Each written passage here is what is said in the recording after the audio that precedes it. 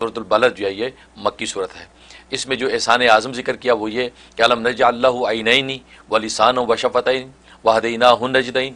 یہ اللہ تبارک و تعالی انسان سے گویا کہ پوچھتا ہے کہ کیا ہم نے جو ہے الم نجعل لہ عینین، کیا ہم نے تمہارے لیے دو آنکھیں نہیں بنائی؟ تو گویا کہ اس انسان کے اللہ نے دو آنکھیں بنائی، وشفتین دو ہونٹ بنائے، ولسان اور ایک زبان بنائی، وہدیناہ النجدین پھر اس کو ہم نے دو گھاٹیوں کی طرف ہدایت کر دی. تو گویا کہ جسمانی اور روحانی دو نعمتوں کا اشارہ اللہ تبارک و تعالی نے دے دیا ہے کہ جسمانی نعمت تو یہ کہ اس کے جسم کو ایسا مکمل اور کامل بنائے کہ اس کی آنکھیں دیکھنے کی دو، اس کی ہونٹ جو دو بنائے، اور پھر اس کے اندر ایک زبان رکھی ہے، اور اس سے اشارہ کر دیا کہ اس کی جتنی بھی ظاہری جتنے حواس ہیں وہ اللہ تبارک و تعالی نے پیدا کی ہے. تو جسمانی اعتبار سے اتنا معتدل اور متوازن اس کو پیدا کیا. پھر روحانی اور ایمانی ترقی کے لیے دو گھاٹیوں سے مراد یہ ہے کہ اس ایمان اور کفر کی دو گھاٹیاں اس کے سامنے واضح روشن کر دیں کہ ایمان کے راستے پر قدم رکھے یا یہ کہ کفر کے راستے پر قدم رکھے. تو اس کو اختیار کلی دے دیا. تو اپنے اختیار کے ساتھ یہ کسی ایک طرف بڑھتا ہے. تو گویا کہ یہ ذاتی طور پہ اختیار دے دینا یہ بھی ایک بہت بڑا انعام ہے کہ آپ کو ایک غلام محض نہیں رکھا بلکہ ایک اختیار دیا کہ آپ اپنے اختیار سے کسی ایک راستے کو چوز کریں، اس کو چوز کریں، پھر فخر محسوس کریں، دیکھیں میں نے اپنے اختیار سے یہ چیز لی، مجھے تو آپشن دیا گیا تھا، میں نے یہ نہیں لیا، یہ لے لیا. تو آدمی کی ایک تسکین فطرت ہے اس میں. تو اختیار دینا بھی اللہ تبارک و تعالیٰ کی ایک بہت بڑی رحمت. تو یہ اتنا بڑا احسان اعظم اس پہ کیا. اور اس کی حالت یہ ہے کہ ان آیتوں سے پہلے اللہ تبارک و تعالیٰ نے ذکر کیا کہ یحسب اللہ یقدر علیہ احد، کہ یہ گمان کرتا ہے کہ مجھ پر کوئی قادر نہیں ہو سکتا. انہی آنکھوں، انہی کان، اسی ہاتھ پیر کی قوتوں پر ایسا نازا ہو جاتا ہے جو ہم نے دیے ہیں، ایسا نازا ہو جاتا ہے کہ خود خالق کے سامنے مقابلے کے لیے کھڑا ہو جاتا ہے. اور وہ یہ سمجھتا ہے کہ کوئی مجھ پر قدرت نہیں پکڑ سکتا. بھائی جس نے یہ کچھ سب عطا کیا ہے تو وہ تو تیرے اوپر قادر ہے، وہ تو قادر مطلق ہے، تو اس سے باہر کہاں نکل سکتا ہے. تو گویا کہ اس کے کبر کو توڑا ہے کہ اس تکبر کی وجہ سے، اور یہ ساری اعضاء کی وجہ سے تکبر ہے. بھلی چنگی آنکھیں ہیں، زبان تیری صاف ہے، ہونٹ خوبصورت ہیں، قد کاٹ تیرا اچھا ہے، تو تکبر میں مبتلا ہو جاتا ہے. یہی اگر معذور ہوتا ہے، ناتواں ہوتا تو تکبر کا سوال ہی نہیں ہے، بلکہ اپنی جان جوکھم میں پڑی ہوتی کہ دو وقت کی روٹی مل جائے زندہ ہی رہ لوں. اگر لنگڑا لولا اپاج پڑا ہوتا تو کون تکبر کرتا. تو تکبر اس کی جسمانی ساخت نے اس کو تکبر میں ڈالا اور سمجھ رہا ہے کہ کوئی مجھ پہ قادر نہیں ہو سکتا، جبکہ یہ اس جسمانی ساخت عطا کرنے والا خالق وہ تو تجھ پر قادر ہی قادر ہے. تو اس کی غفلت کی علامت ہے.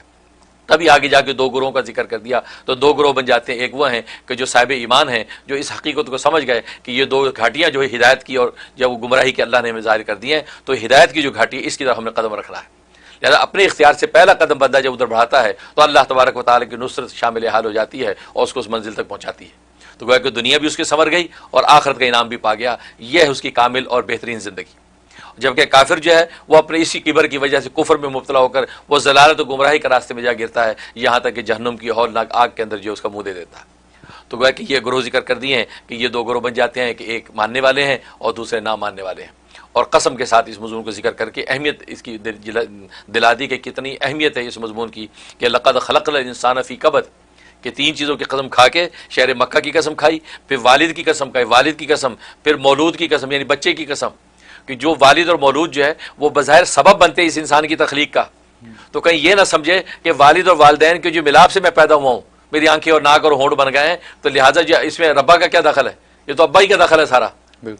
تو یہ اس خوش فہمی میں مبتلا نہ ہو جائے. تو اللہ تبارک و تعالیٰ نے ان چیزوں کی قسم کھا کے بتا دیا کہ نہیں، ابا کو ابا بنانے والا بھی ربا ہی ہے، ربا نہیں بنایا ہے. تو اس لیے جو ہے نا اس ربا سے غافل ہونا یہ تمہاری حماقت ہے. جہاں ابا اور ربا دونوں کا حکم سامنے آ جائے تو پھر تم ربا کے حکم کو فوقیت دو، ابا کے حکم کو نہ دو، کیونکہ ابا تو خود ربا ہی کی تخلیق ہے. اس لیے ان کی قسم کھا کے کہا لقد خلقنا الانسان فی کبد، کہ البتہ تحقیق ہم نے انسان کو مشقت اور تکلیفوں میں پیدا کیا ہے.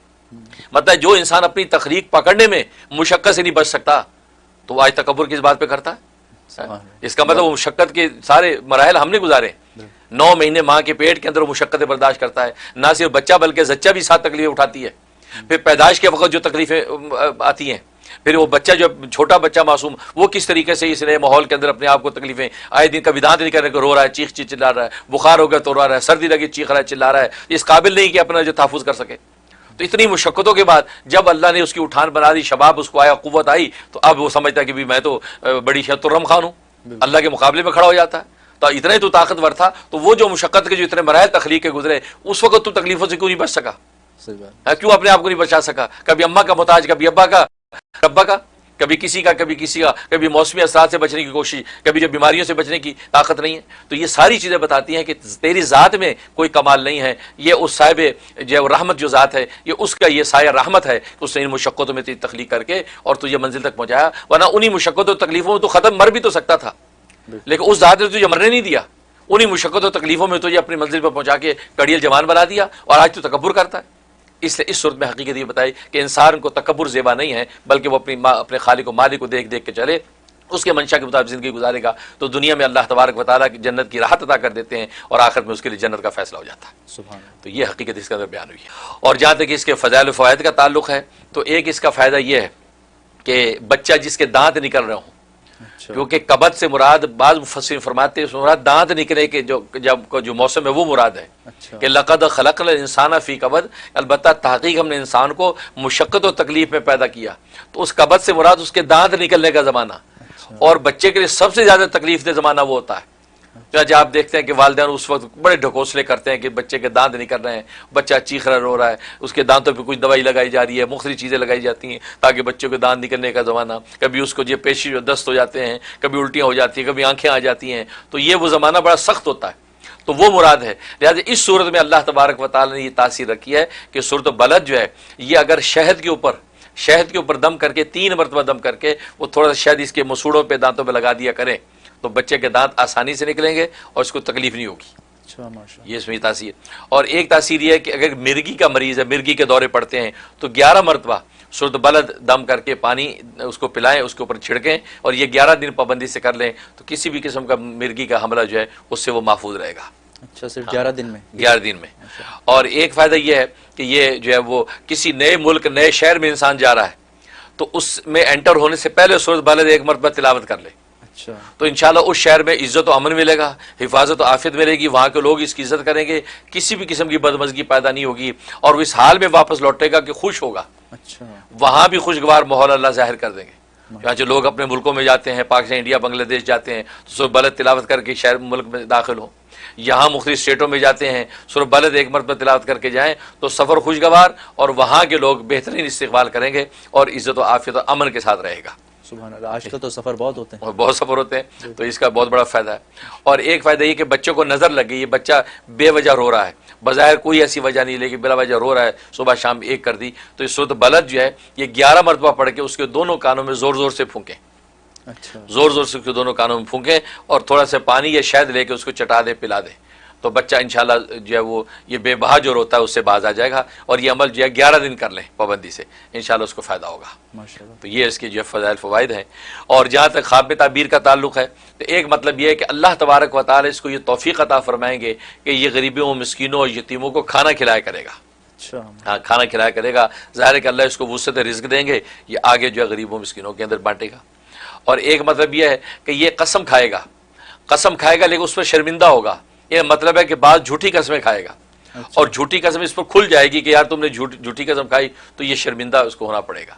اس لیے یہ قسم کھانے میں محتاط رہے، اگر خواب میں سے دیکھ لیا یعنی سورت کو پڑھا یا سنا تو پھر محتاط رہے کسی بھی جگہ قسم کھانے میں کہ کہیں ایسا نہ ہو کہ قسم جھوٹی ہو اور کل کو شرمندگی ہو۔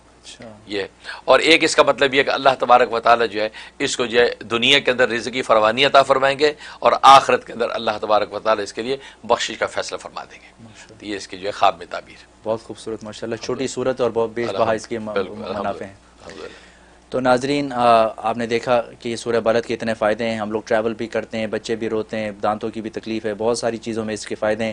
اب اللہ تعالیٰ ہمیں توفیق عطا فرمائے کہ ان چیزوں پہ ہم عمل کریں اور اپنی زندگی کو خوبصورت بنائیں۔ ویڈیو کے نیچے سبسکرائب کے بٹن پہ کلک کریں، بیل کے آئیکن پہ کلک کیجئے تاکہ ہر نئی ویڈیو کی نوٹیفیکیشن آپ کو مل جائے۔